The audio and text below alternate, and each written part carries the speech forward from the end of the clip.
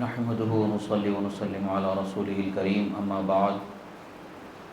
فقد قال الله تبارك وتعالى في القرآن المجيد والفرقان الحميد أعوذ بالله من الشيطان الرجيم بسم الله الرحمن الرحيم إن الصفا والمروة من شعائر الله صدق الله مولانا العظيم وصدق رسوله النبي الأمين الكريم ونحن على ذلك لمن الشاهدين والشاكرين والحمد لله رب العالمين۔ ایک مرتبہ بآواز بلند درود شریف پڑھیں۔ اللہم صلی علی سیدنا نبینا مولانا محمد عدد ما فی علم اللہ صلاۃ دائمۃ بدوام ملک اللہ وعلی آلہ واصحابہ اجمعین۔ ایک مرتبہ اور نبی اور آل نبی پر درود شریف پڑھیں۔ اللہم صلی علی سیدنا نبینا مولانا محمد عدد ما فی علم اللہ صلاۃ دائمۃ بدوام ملک اللہ وعلی آلہ واصحابہ اجمعین۔ اللہ رب العزت کا بے پناہ شکر احسان کہ اللہ رب العزت نے ہمیں اس کے حبیب صلی اللہ تعالی علیہ وسلم کا سچا چاہنے والا، ان کا امتی مسلمان بنا کر کے دنیا میں پیدا فرمایا۔ یہ رب تعالیٰ کی بے پناہ نعمتیں، احسانات ہیں جو اللہ تعالیٰ نے ہم پر محض اپنی رحمت کاملہ سے فرمایا۔ انسان اپنی ساری زندگی رب تعالیٰ کی شکر گزاری کرتا رہے تنہا اس ایک نعمت پر، تب بھی اس کا حق ادا نہیں ہوگا۔ علاوہ اس کے نہ جانے کتنے ان گنت بے شمار نعمتوں کو رب تعالیٰ نے ہم پر جاری و ساری فرمایا۔ بندے کا حق یہی ہے کہ اللہ کے حکم کے مطابق عبادت کرتے ہوئے، اس کی اطاعت کرتے ہوئے، اس کے محبوب بندے پیغمبروں کے روش پر، طریقے پر چلتے ہوئے زندگی گزار دے، تاکہ وہ دنیا میں بھی اور آخرت میں بھی کامیاب ہو جائے۔ اللہ تبارک و تعالیٰ نے بندوں پر چند عبادتوں کو لازم و فرض فرمایا ہے، ضروری فرمایا ہے۔ ان عبادتوں میں سے کچھ عبادتیں محض صرف اور صرف جسمانی عبادتیں ہیں، جیسا کہ روزہ اور نماز۔ کچھ عبادتیں وہ ہیں جو انسان کے عمل سے متعلق ہوتی ہیں، جیسا کہ قربانی وغیرہ، زکوٰۃ مال سے متعلق ہوتی ہے۔ کچھ عبادتیں وہ ہیں جو انسان کے بدن سے اور اس کے مال سے بھی متعلق ہوتی ہیں، جیسے حج کا ادا کرنا اور قربانیوں کا کرنا۔ صرف بدن سے متعلق ہوتی ہیں، جیسا کہ نمازیں ادا کرنا۔ کچھ وہ ہوتی ہیں جو انسان کے لیے مال سے پوری کی جاتی ہیں، زکوٰۃ ادا کرنے کے ذریعے، فطرہ ادا کرنے کے ذریعے۔ یعنی عبادتوں کو دو طرح پر رکھا گیا ہے، ایک کا تعلق صرف اور صرف بدن سے ہوتا ہے، ایک کا تعلق مال سے ہوتا ہے، اور ایک عبادت وہ ہے جو انسان کے بدن اور مال سے متعلق ہوتی ہے۔ ان عبادتوں میں سب سے عظیم عبادت عبادت حج ہے، جو ہر مالدار انسان کو کرنا فرض ہوگا زندگی میں ایک بار۔ فلسفہ حج کو ہم سمجھتے ہیں کہ ہمارے لیے ہم یہ سمجھتے ہیں کہ دنیا میں اللہ تبارک و تعالیٰ نے عقل و سمجھ والوں کو بہت پیدا فرمایا ہے، مگر شیطان کا مکر جن پر چل جاتا ہے، وہ عقل کے اندھے بھی لوگ بہت ہیں جو شیطان کے بہکاوے میں اپنی زندگیوں کو تباہ و برباد کر کے زندگی گزارتے ہیں۔ ان کی تعداد بھی کثیر ہے۔ اللہ تبارک و تعالیٰ کا شکر ہے کہ اللہ تعالیٰ نے ہمیں ہدایت کے سچے راستے پر قائم فرمایا۔ اللہ تبارک و تعالیٰ نے اس عبادت کو فرض فرمایا ہے، حج کو فرض فرمایا ہے۔ تو حج کے فرض کرنے کے لیے جب ہم ارکان حج کو دیکھتے ہیں تو ہر رکن، ہر ادا، ہر عمل ہمارا اللہ کے کسی نہ کسی محبوب کی ادا سے اس کا تعلق ضرور ملتا ہے۔ اس سے پتہ یہ چلتا ہے کہ اللہ والوں سے متعلق، اللہ کے محبوب بندوں سے متعلق چیزوں کا احترام کرنا بھی یہ اسلامی تعلیم سے ہے، اور اللہ کی مطلوب اداؤں میں سے، عملوں میں سے ایک عمل یہ بھی ہے کہ اس کے محبوب بندوں کی اداؤں پر عمل کیا جائے، ان کے طریقے پر عمل کیا جائے۔ مثال کے طور پر جب یہ واقعہ ہم دیکھتے ہیں کہ آج ہمارے پاس ایک مزاج لوگوں کا بنتا چلا جا رہا ہے کہ اللہ کے ولیوں سے متعلق، اللہ کے محبوب بندوں سے متعلق ان کے نظریات ایک عام سے نظریات بنتے چلے جا رہے ہیں، اور خود کو ان سے بہتر یا ان کے برابر سمجھنے والی لوگ اور جماعتیں پیدا ہوتی چلی جا رہی ہیں، اور ڈائریکٹ وسیلے کا انکار کر دیا جا رہا ہے، اور وسیلے سے متعلق جو چیزیں ہوتی ہیں، اللہ والوں سے متعلق جو چیزیں ہوتی ہیں، اس سے وہ ڈائریکٹ سیدھی طریقے سے منکر ہوتے نظر آتے ہیں، حالانکہ سراسر ان کا یہ عمل قرآن و سنت اور تعلیمات اسلامیہ شریعت مطہرہ کے خلاف ہے۔ اللہ تبارک و تعالیٰ نے قرآن مجید میں ارشاد فرمایا ان الصفا والمروہ من شعائر اللہ، صفا اور مروہ یہ دو پہاڑ اللہ کے نشانیوں میں سے ہے۔ جب ایک پہاڑ اللہ کی نشانی ہے تو آخر اس پہاڑ کے اللہ کی نشانی ہونے کی کیا وجہ ہے کہ اللہ نے اسے نشانی بنایا؟ پہاڑ تو بہت ہے دنیا میں، صرف صفا اور مروہ کو یہ خوبی کیوں عطا فرمائی گئی؟ کیوں اس کو اونچا مقام عطا فرمایا گیا؟ اگر اونچائی کا لحاظ دیکھا جائے تو دنیا کے بہت اونچے ترین سرد علاقوں میں پہاڑ موجود ہیں، یا اس کے اندر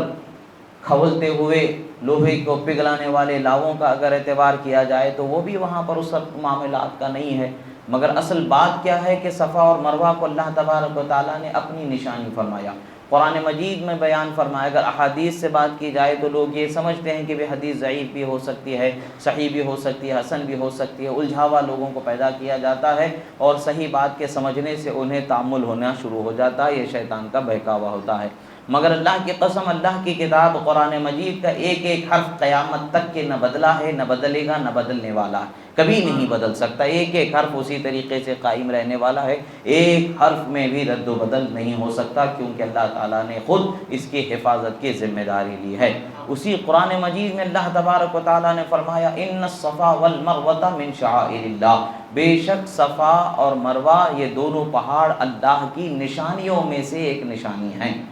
یعنی یہی دو نشانی ہے، اس کے علاوہ اور نشانی نہیں ہے، ایسا نہیں ہے، بلکہ اللہ کی نشانیوں میں سے یہ بھی اللہ کی نشانیاں ہیں، صفا اور مروہ یہ دو پہاڑ۔ جب ہم دیکھتے ہیں صفا اور مروہ کو اللہ کی نشانیاں آخر کیوں بنایا گیا ہے تو اس کے صفا اور مروہ کی حقیقت کو سمجھنے کی ہمیں ضرورت پیدا ہوتی ہے۔ حالانکہ دنیا تو بہت قدیم زمانے سے آباد ہے، دنیا میں بعد میں بھیجے جانے والے جو مخلوق ہیں ان میں سے حضرت آدم علیہ السلام سے انسان کا وجود دنیا میں پھیلا، ان سے پہلے سے دنیا کا وجود قائم رکھا گیا ہے، مگر پھر بھی صفا اور مروہ ہی کو خاص طور سے مقام کیوں حاصل ہوا؟ جب ہم قرآن و سنت کا مطالعہ کریں گے اور تعلیمات اسلامیہ کا گہرائی سے جب مطالعہ کیا جائے گا تب سمجھ میں آئے گا کہ اس کا فلسفہ کیا ہوتا ہے۔ حضرت ابراہیم علی نبینا وعلیہ الصلاۃ والسلام اللہ کے برگزیدہ پیغمبر، جن کو اللہ کے رسول صلی اللہ تعالی علیہ وسلم، جن کے پاک نسل سے اللہ تبارک و تعالیٰ نے ہمارے نبی، آخری نبی محمد عربی صلی اللہ تعالیٰ علیہ وسلم کو دنیا میں بھیجا،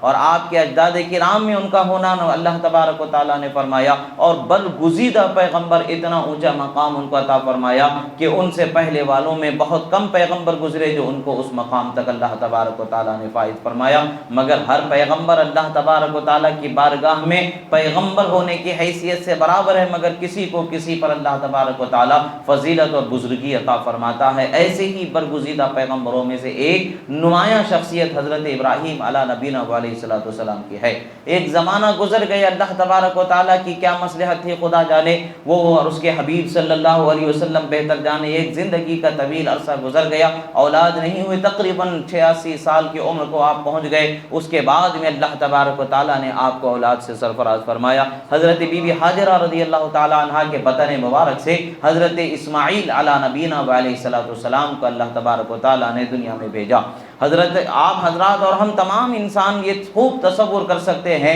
کہ من حیث النظر الی الانسان، اگر انسان ہونے کی حیثیت سے دیکھا جائے تو ہر انسان کی خواہش باپ بننے کی ضرور ہوتی ہے، ماں بننے کی ضرور ہوتی ہے، اور اولاد سے وہ بے پناہ محبت کرتا ہے، دنیا سے سب سے زیادہ وہ اپنی اولاد سے محبت کرتا ہے، یہاں تک کہ اولاد کی زندگی کے لیے وہ اپنی زندگی کو قربان کر دیتا ہے، اپنی زندگی کو تہس نہس کر دیتا ہے، بدل دیتا ہے، اپنا سکھ چین سب کچھ قربان کر دیتا ہے، مگر اولاد کے چین و سکون کے لیے، اس کی زندگی کے بہتر بنانے کے لیے وہ اپنی زندگی کو گزار دیتا ہے۔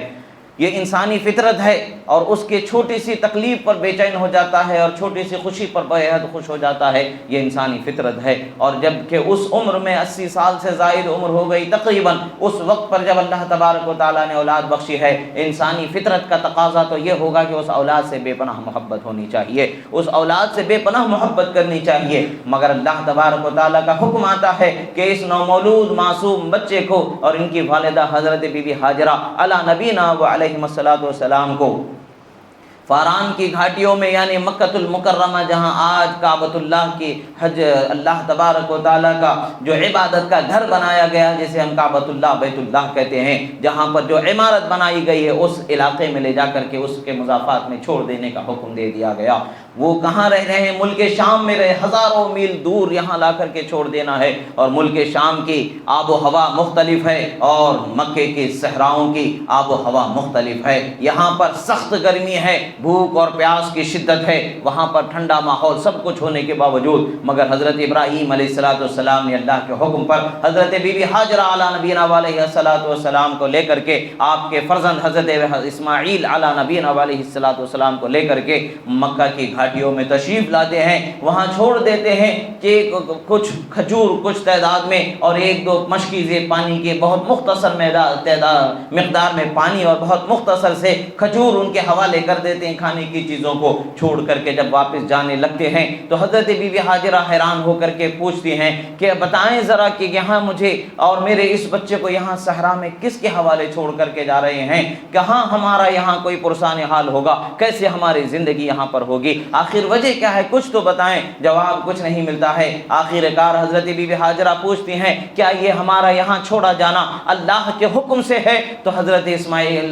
ابراہیم علیہ السلام فرماتے ہیں ہاں بے شک اللہ کے حکم سے ہے۔ تو حضرت بی بی ہاجرہ فرماتی ہے اگر اللہ کے حکم سے ہمیں یہاں چھوڑا جانا ہے تب پھر اللہ ہی ہمارا حافظ و ناصر، وہی ہمارا نگہبان ہے۔ آپ اللہ کے حکم کو بجا لائیں، ہمیں یہاں چھوڑ کر کے ہم یہاں رہ کے اللہ کے حکم کو بجا لانے والے ہوں گے۔ ذرا برابر تعامل نہیں ہے، نہ کوئی شکوہ ہے، نہ کوئی شکایت ہے، نہ اپنے لٹ جانے کا کوئی واویلا ہے، نہ اپنے پریشان ہونے کا کوئی واویلا ہے، نہ سینہ پیٹا جا رہا ہے، نہ سر پر مٹی اور خاک ڈالی جا رہی ہے۔ بس صابر و شاکر بن کے زندگی کا ایک عظیم معیار بن کے دنیا والوں کو دکھایا جا رہا ہے۔ جب اللہ اور اس کے رسول کے حکم کی بات آ جاتی ہے، خواہشات، آرزوؤں اور تمناؤں کو فنا کر دینے کا نام ہی اطاعت کہلاتا ہے۔ اور اپنی فکر کرنا یہ ہم اپنے طور پر کرتے ہیں، مگر جب رب تعالیٰ کی ذات پر جس بندے کو بھروسہ ہو جاتا ہے، جو بندہ متوکل علی اللہ بن جاتا ہے، اللہ پر بھروسہ کرنے والا ہوتا ہے، وہ اسباب سے بے نیاز ہو جاتا ہے۔ اسباب کو پیدا کرنے والے مسبب الاسباب کی رحمت پر اس کی نظر ہو جاتی ہے، اور اس کے توکل اور بھروسے کا یہ جذبہ ہوتا ہے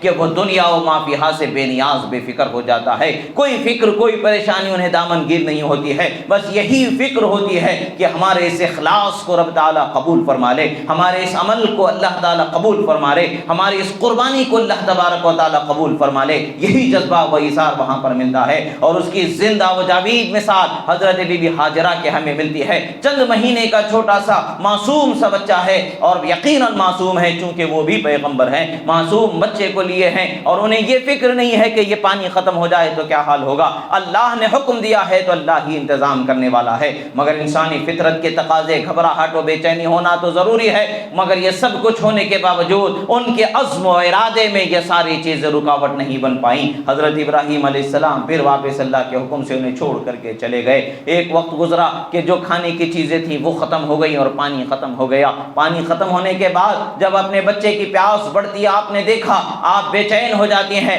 ممتا کے دائرے میں آپ بے چین تڑپ کر کے اپنے بچے کو ایک جگہ پر زمین پر لٹاتے ہیں۔ روایتوں میں ملتا ہے کہ ایک بوڑھا سوکھا سا درخت تھا، درخت کی تھوڑی سی چھل مل سے تھوڑی چھاؤں تھی، اس کے پاس لٹایا گیا یا ایسے ہی وہاں پر رکھ دیا گیا۔ بہرحال بچے کو چھوڑ کر کے پانی کی تلاش میں آپ صفا نام کے پہاڑ پر چلتی ہیں، کچھ دور اوپر جاتی ہیں، اور وہاں سے یہ خواہش، یہ امید پر کہ شاید کہ کوئی پانی سے بھرا پانی والا کوئی انسان یہاں سے گزر رہا ہو وہ مل جائے، کسی کے پاس پانی ہو تو مل جائے، یا پانی مجھے کہیں نظر آ جائے۔ کچھ اونچائی پر چڑھ کے دیکھتی ہیں، پانی نظر نہیں آتا ہے، پھر واپس وہاں سے پلٹ کر کے آتی ہیں اور وہاں سے آگے پھر مروہ کے پہاڑ پر چڑھ جاتی ہیں، وہاں پر بھی آپ دیکھتی ہیں پانی نظر نہیں آتا ہے۔ جیسے جیسے اونچائی پر آپ چڑھنے لگتی ہیں آپ کی رفتار دھیمی ہو جایا کرتی تھی، جیسے جیسے دو پہاڑیوں کے درمیان میں آ جاتی تو دونوں طرف سے اونچائی ہونے کی وجہ سے آپ کے شہزادے آپ کی نظروں سے اوجھل ہو جاتے، تو آپ اپنے بچے کو اپنی نگاہوں سے اوجھل ہونے نہ دینا چاہتی تھی،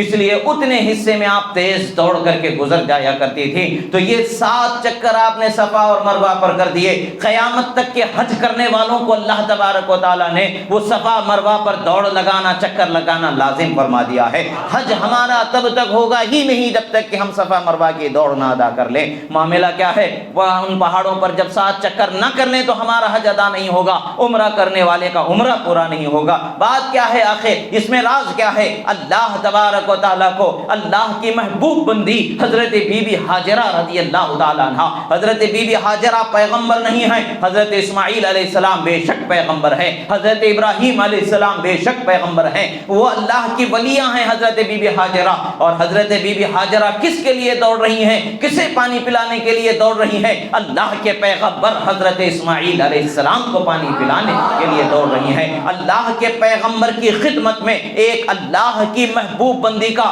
دوڑنا اللہ کو اتنا پسند آ گیا کہ قیامت تک کے ہر ایمان والے کے لیے عبادت بنا دیا گیا۔ یہ وہ ایسی عبادت ہے قیامت تک کے ہر عبادت حج کرنے والے کو وہ لازم کر دیا گیا، بغیر اس کے کا حج ادا نہیں ہوگا، پورا نہیں ہوگا۔ ماجرا کیا ہے؟ اللہ تبارک و تعالیٰ تو اپنے محبوب بندوں کی اداؤں کو زندہ رکھنے والا ہے، قیامت تک کہ اس کی عظمت کا فلسفہ دنیا والوں کو بتانے والا ہے۔ افسوس کی بات ہے کہ جن کے صدقے سے ہم عشق کی زبان میں اگر بولیں تو صفا و مروہ کو اللہ تبارک و تعالیٰ نے اگر اپنی نشانی ہونے کا یہ عظیم مقام بخشا ہے تو بات کیا ہے؟ بی بی ہاجرہ کے قدموں کو چومنے کی برکت سے وہ مقام عطا فرمایا گیا۔ اگر بی بی ہاجرہ ان پہاڑوں پر نہ دوڑی ہوتی، کسی اور پہاڑ پر دوڑ جاتی تو وہ پہاڑ ہمارے لیے نشان بنا دیے جاتے، اس لیے کہ صفا اور مروہ کو نشانی بنائی گئی ہے تو بی بی ہاجرہ کے دوڑنے کی وجہ سے بنائی گئی ہے۔ پتہ یہی چلتا ہے اللہ والوں کی شان کو اللہ تبارک و تعالیٰ نے بہت ہی بلند و بالا رکھا ہے،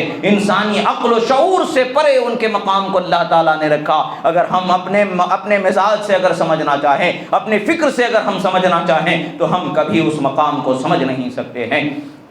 اللہ تبارک و تعالیٰ نے عبادتیں ہم پر فرض کی ہیں، ان عبادتوں میں اللہ تبارک و تعالیٰ نے ہمارے لیے جن کو ہدایت کا روشن چراغ بنا کر کے بھیجا ہے، ان عظیم ہستیوں کی زندگیوں کو، ان کی اداؤں کو ہماری زندگی کے لیے اللہ تبارک و تعالیٰ نے ہدایت کا روشن چراغ بنا کر کے قیامت تک کے باقی رکھ دیا ہے۔ ہم جب تک کہ ان کے عظیم اس فلسفے کو سمجھ کر کے اس پر عمل نہیں کریں گے، ہمیں صحیح معنوں میں کامیابی سے ہمکنار ہونا نصیب نہیں ہوگا۔ عزیزان محترم، حضرت بی بی ہاجرہ ادھر دوڑ لگا رہی ہیں، قیامت تک کے مسلمانوں کے لیے شفا کا انتظام کیا جا رہا ہے، قیامت تک کے مسلمانوں کے لیے غذا کا انتظام کیا جا رہا ہے، قیامت تک کے مسلمانوں کے لیے رحمت اور پیاس بجھانے والے پانی کا انتظام کیا جا رہا ہے، کبھی ختم نہیں ہونے والے پانی کو جاری کیا جا رہا ہے۔ اللہ تبارک و تعالیٰ کے حکم سے حضرت جبرائیل امین علیہ الصلاۃ والتسلیم تشریف لاتے ہیں، اور جہاں حضرت اسماعیل علی نبینا علیہ السلام کے قدم ہائے مبارکہ ایڑیاں زمین کے جس حصے پر رگڑی جا رہی تھیں اس حصے پر لگاتے ہیں، پانی کا چشمہ پھوٹ پڑتا ہے اور وہ پانی نکل کر کے بہنے لگتا ہے۔ حضرت بی بی ہاجرہ دور سے دیکھتی ہیں، کسی ہستی کو اپنے بیٹے کے قریب پاتی ہیں اور ان کو خدشہ ہوتا ہے، دوڑ کے جب قریب پہنچتی ہے، جس پانی کی تلاش میں آپ نے صفا و مروہ پر دوڑ لگائی تھی وہ پانی تو حضرت اسماعیل کے قدموں میں رب تعالیٰ نے جاری فرما دیا۔ اور وہ پانی اب ہم عشق کی زبان میں اگر کہیں گے تو وہ پانی شفا والا اس وقت تک کہ نہیں ہوتا جب تک کہ وہ حضرت اسماعیل کے قدموں کو چوم نہیں لیا۔ تو اس نے حضرت اسماعیل علیہ السلام کے قدموں کو چوم کر کے بہنا شروع کیا تو قیامت تک کے لیے شفا بنا دیا گیا۔ آج بھی احادیث مبارکہ میں ہے، بلکہ شفا تو شفا ہے ہی، ایمان اور منافق کے نفاق اور ایمان کی علامتوں میں سے ایک علامت ماء زمزم کو، آب زمزم کو بنا دیا گیا ہے۔ اور جب حدیث میں ہے کہ مومن زمزم کے پانی کو پیٹ بھر کے پینے والا ہے، منافق کبھی پیٹ بھر کے پی ہی نہیں سکتا ہے، مومن پیٹ بھر کے پینے والا ہے۔ کبھی موقع میسر آ جائے تو زمزم کا پانی پیٹ بھر کے پی کر کے دیکھ لیں، آپ کا پیٹ اسے اپنے اندر سما رہا ہے اور پیٹ بھر کے آپ پی رہے ہیں تو یہ سمجھ لینا کہ اللہ نے آپ کو ایمان کی دولت سے مالا مال فرما دیا۔ اور اگر آپ پی نہیں پا رہے ہیں، اس پانی سے پیٹ بھر نہیں پا رہے ہیں تو توبہ کا وقت ہے، اپنے آپ کو سنبھالنے کا وقت ہے اور یہ جاننے کا وقت ہے کہ ہمیں ابھی اور کٹھن راستے کے منزلوں کو طے کرنا باقی ہے، اپنے ظاہر و باطن کو سنوارنا باقی ہے۔ الغرض حضرت بی بی ہاجرہ حضرت اسماعیل علی نبینا علیہ السلام کے قدموں کے پاس کسی شخص کو دیکھتے ہیں، دوڑتی ہوئی چلی آتی ہیں، آپ آنے تک کہ وہ چلے جاتے ہیں اور پانی کا چشمہ بہہ رہا ہے اور پانی بہہ رہا ہے، پانی نکل رہا ہے۔ آج یہ جو زمزم کا لفظ ہم سمجھتے ہیں، ہم کہتے ہیں اس کا نام ہے، نہیں، یہ نام نام بھی قیامت تک کے باقی رکھا گیا ہے۔ کیوں باقی رکھا گیا ہے؟ کہ اللہ کے محبوب بندی نے اس پانی کو اس نام سے پکارا تھا۔ حضرت بی بی ہاجرہ نے زمزم کہہ کر کے پکارا، اس کا مطلب ہوتا ہے ٹھہر جا، ٹھہر جا، رک جا۔ یعنی یہاں سے اس بات کا پتہ چلتا ہے اللہ والے جو بندے ہوتے ہیں، اللہ کے جو محبوب بندے ہیں، ان کو اللہ تبارک و تعالی زبان میں وہ طاقت عطا فرما دیتا ہے کہ جو بول دیں وہ پورا ہو کر کے ہی رہتا ہے۔ ان کی دیکھنے میں وہ طاقت عطا فرماتا ہے، جو ارادہ کر لیں وہ دیکھ کر کے رہ جاتے ہیں۔ ان کے سننے میں وہ طاقت عطا فرما دیتا ہے، جو سننا چاہتے ہیں وہ سن لیا کرتے ہیں، کیونکہ ان کے دیکھنے کو خدا نے اپنے نور سے منور کر دیا ہوتا ہے، ان کے بولنے کو اپنی قدرت سے اپنے قدرت سے مؤید کر دیا ہوتا ہے، اور اس کے سننے کو اپنی قدرت سے مؤید کر دیا ہوتا ہے۔ حدیث قدسی ہے، اللہ کے رسول صلی اللہ تعالی علیہ وسلم فرماتے ہیں کہ لا یزال عبدی یتقرب الی بالنوافل حتی احبہ، فرماتے ہیں کہ میرا بندہ اللہ کے فرض عبادتیں ادا کرتے ہوئے جب تک کہ اللہ تعالیٰ کا قرب حاصل کرنے لگتا ہے، یہاں تک کہ اللہ تعالیٰ اس سے محبت کرنے لگتا ہے، یعنی اس سے راضی ہو جاتا ہے۔ جب اس سے راضی ہو جاتا ہے، کنت سمعہ الذی یسمع بہ، رب تعالیٰ فرماتا ہے میں اس کے کان ہو جاتا ہوں جس سے وہ سنا کرتا ہے، میں اس کی نگاہ ہو جاتا ہوں جس سے وہ دیکھا کرتا ہے، اس کی زبان ہو جاتا ہوں جس سے وہ بولا کرتا ہے۔ مطلب یہ ہے کہ اللہ تبارک و تعالیٰ کسی جسم میں ڈھل کر کے جسم بننے والی ذات نہیں ہے، اللہ تبارک و تعالیٰ جسم اور جسمانیت سے پاک ہے۔ یہاں پر مراد یہی ہے کہ اللہ تبارک و تعالیٰ اس کی نگاہوں میں اپنی قدرت کو شامل فرما دیتا ہے، اس کی سماعت میں اپنی حمایت کو شامل فرما دیتا ہے، اس کی زبان کے بولنے میں اپنی قدرت کو شامل فرما دیتا ہے، اس کی عطا کرنے میں اپنی سخاوت کو شامل فرما دیتا ہے، اور اس کے چلنے میں اپنی شان کریمی اور شان قدیری کو جاری فرما دیتا ہے۔ ہاتھ، ناک، کان، آنکھ، جسم تو اس ولی کا ہوتا ہے، اس محبوب بندے کا ہوتا ہے، زبان تو اس کی ہوتی ہے، مگر احکام خدا کے جاری ہونے لگ جاتے ہیں۔ حضرت بی بی ہاجرہ رضی اللہ تعالیٰ عنہ نے پانی کو کہا کہ پانی ٹھہر جا، تو وہ پانی وہیں ٹھہر گیا۔ اور خدا کی قسم سنیں، حضرت ابن عباس رضی اللہ تعالیٰ عنہ سے روایت ہے کہ رسول اللہ صلی اللہ تعالیٰ علیہ وسلم فرماتے ہیں بھلا ہو حضرت بی بی ہاجرہ علی نبینا وعلیہ الصلاۃ والسلام کا کہ آپ نے پانی کو روک دیا تو زمزم کا پانی وہیں ٹھہر گیا، اگر آپ نہ روکتی تو پوری دنیا کو یہ پانی بہا کر لے جاتا، یعنی اتنا وہ پانی بہ جاتا کہ پوری دنیا کو پہنچ جاتا۔ حضرت بی بی ہاجرہ نے اس پانی کو روک دیا، یعنی جاری تو رب تعالیٰ نے فرمایا، قدموں سے بھی حضرت اسماعیل علیہ السلام کے پانی بہ کر کے نکلنے لگا، پانی کو روک کر کے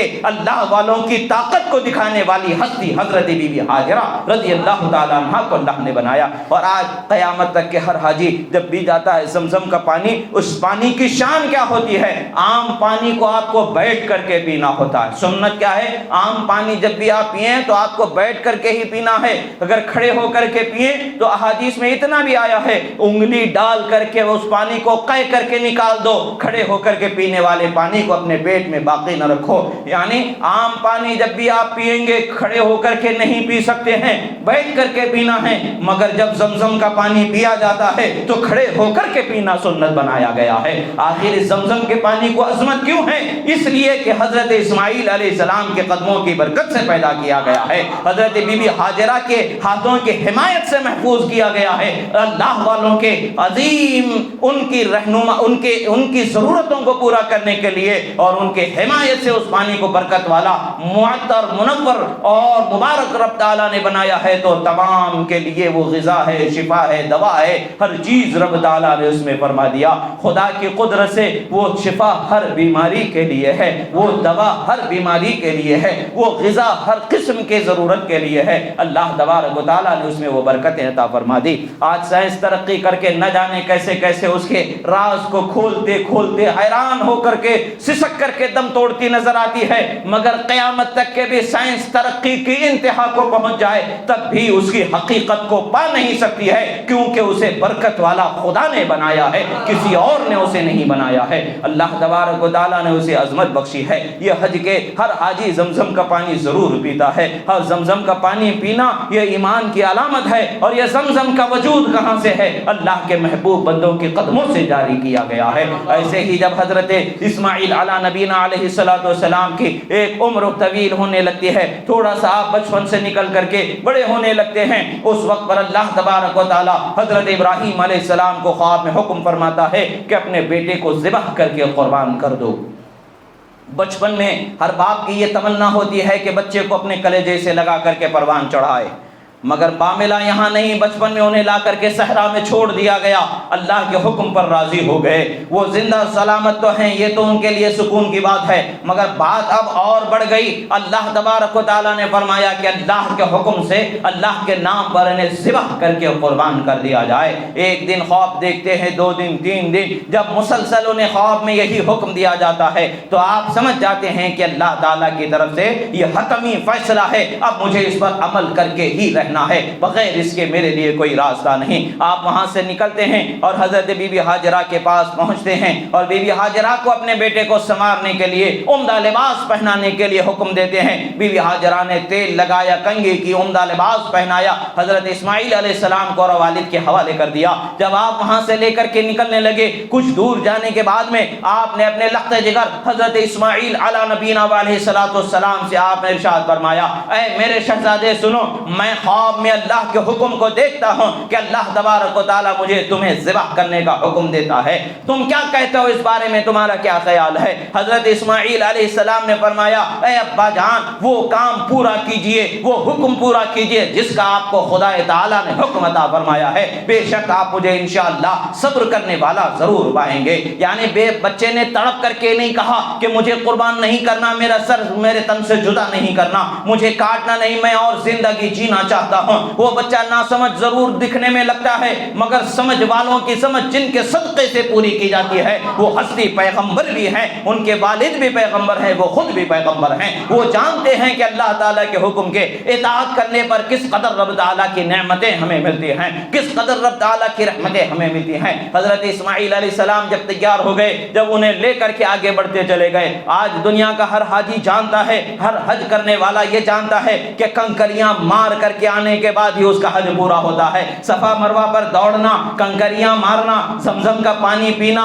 یہ تو سنت ہے، زمزم کا پانی شفا ہے، یہ سب جانتے ہیں۔ ان کے فلسفے کو تو دیکھا، اب کنکریاں مارنے کے فلسفے کو ہم دیکھیں کہ آخر قیامت تک کے ہر حاجی کو کنکریاں مارنا کیوں لازم کر دیا گیا؟ بغیر اس کے حج کی تکمیل کیوں نہیں ہوتی ہے؟ اس کا حج کا مکمل ہونا کیوں نہیں ہوتا ہے؟ حضرت ابراہیم علی نبینا علیہ السلام کے بعد شیطان ابلیس لعین آ جاتا ہے، جمرہ عقبہ جسے کہتے ہیں، جمرہ وسطیٰ، جمرہ اولیٰ جہاں پر ہے، جمرہ عقبہ کے مقام پر جب آپ پہنچ جاتے ہیں، وہاں پر شیطان آ کر کے کہتا ہے، اے ابراہیم، کیا تم اس بچے کے ساتھ، اپنے لخت جگر کے ساتھ جو اتنی عمر کے بعد تمہیں پیدا ہوا ہے، اس کے ساتھ یہ سلوک کرنے کے لیے تیار ہو گئے ہو؟ ابراہیم علیہ السلام فرماتے، بے شک مجھے اللہ کا حکم ملا ہے، میں پورا کرنے والا ہوں۔ وہ کہتا ہے کہ کیا تم اس بچے کو قربان کر دو گے جس نے رتی برابر بھی ابھی تک کہ اللہ کی کوئی نافرمانی نہیں کی ہے؟ ایسے معصوم بچے کو قربان کر دو گے؟ ایسے بے گناہ بچے کو قربان کر دو گے؟ ایسا تمہارا دل کیسے گوارا کر رہا ہے؟ جب انہیں وہ برگلانے اور بہکانے کی کوشش کرتا ہے، یاد رکھے شیطان کا داؤ جب اس کے اللہ کے محبوب بندے، عام اولیاء پر بھی اکثر نہیں ہوتا ہے، تو اللہ کے محبوب بندوں کے سردار اللہ کے پیغمبر انبیاء ہوا کرتے ہیں، ان پر اس کا مکر اور داؤ کیسے چل سکتا ہے؟ آخر کار حضرت ابراہیم علیہ السلام نے زمین سے کنکریوں کو اٹھایا اور اللہ اکبر کہہ کر کے شیطان کو مار دیا، تو شیطان وہاں زمین میں دھس گیا۔ کچھ دور اور آگے بڑھتے ہیں کہ پھر زمین اسے چھوڑ دیتی ہے، پھر وہ باہر نکلتا ہے، پھر جمرہ وسطیٰ کے پاس آتا ہے اور پھر وہاں بہکانے کی کوشش کرتا ہے۔ حضرت ابراہیم علیہ السلام پھر کنکریاں مارتے ہیں۔ یہ کنکریاں مار کر کے اللہ کے حکم پر چلنے والوں کو روکنے والے شیطان کو جو کنکریاں حضرت ابراہیم علیہ السلام نے مارا تھا، آج اسی ادا پر عمل کرتا ہوا ہر حاجی کنکری مار کر کے یہ بتاتا ہے کہ میں اللہ کے پیغمبروں کی اداؤں کو ماننے والا، ان کے طریقے کو ماننے والا ہوں۔ پتہ یہی چلتا ہے کہ آج ہم وسیلے کا انکار کر دیں، اللہ کے محبوب بندوں کے مقام و مرتبے کا انکار کر دیں، تو ہمارے پاس کیا سلامت باقی بچے گا؟ سب کچھ ہمارے پاس ختم ہو جائے گا، کچھ ہمارے پاس باقی نہیں بچے گا۔ پتہ یہی چلتا ہے کہ اللہ تبارک و تعالیٰ نے اس کی عبادتیں بھی اس کے محبوب بندوں کی اداؤں کے ساتھ کر دی ہے۔ جو ان اداؤں کو اپناتا ہے، ان اداؤں پر عمل کرتا ہے، وہ اس کی عبادتیں کہلائی جاتی ہیں۔ اللہ کی عبادت کی جا رہی ہے، حج اللہ کے عبادت کے طریقے کو پورا کرنے کا نام ہے، اور اس عبادت کے طریقے کو سکھانے والی ذوات اللہ کے محبوب بندے پیغمبران اعظام ہیں، ان کی اداؤں پر عمل کیا جاتا ہے، اور اللہ کے محبوب بندوں کی ادائیں ہیں، جو ان کی اداؤں پر عمل کیا جاتا ہے تو یہ ہماری عبادت پوری کی جاتی ہے۔ عزیزان محترم، اللہ تبارک و تعالیٰ نے ہم پر کرم فرمایا ہے، انعام فرمایا ہے کہ اس نے ہمیں اس کے محبوب بندوں کے مقام کو سمجھنے کا موقع عطا فرمایا۔ اللہ تبارک و تعالیٰ سے دعا ہے جو کہا گیا سنا گیا، کہنے میں سننے میں جو غلطی ہوئی اللہ تعالیٰ اسے معاف فرمائے، جو حق و صحیح درست کہا گیا ہمارے سینے میں محفوظ فرمائے۔ پروردگار ہم پریشان ہیں مولا، ہمارے پریشانیوں سے ہمیں نجات عطا فرما، بیمار ہے مولا شفا کاملہ و عاجلہ عطا فرما، قرض دار ہے بارے قرض سے سبکدوشی عطا فرما، مظلوم مسلمانوں کی مدد فرما، ظالموں کو نیست و نابود فرما۔ پروردگار ہماری زمین میں بارشوں کی کمی ہے مولا، بارشیں عطا فرما۔ پروردگار نفع بخش بارشیں عطا فرما، نقصان دہ بارشوں سے ہماری حفاظت فرما۔ ہماری زمینوں کے لیے، ہمارے موسم کے لیے، ہمارے کھیت کھلیان ندی تالاب کنووں کے لیے جتنا پانی ہمارے لیے کافی ہے مولا، تو اپنے فضل و رحمت سے وہ پانی ہمیں عطا فرما۔ مولا تعالیٰ تیری دی ہوئی نعمت پر ہمیں صابر و شاکر اور تیرا حمد و ثنا بیان کرنے والا بندہ بنا۔ اقول قولی ھذا استغفر اللہ لی ولکم ولسائر المؤمنین وما علینا الا البلاغ المبین برحمتک یا ارحم الراحمین۔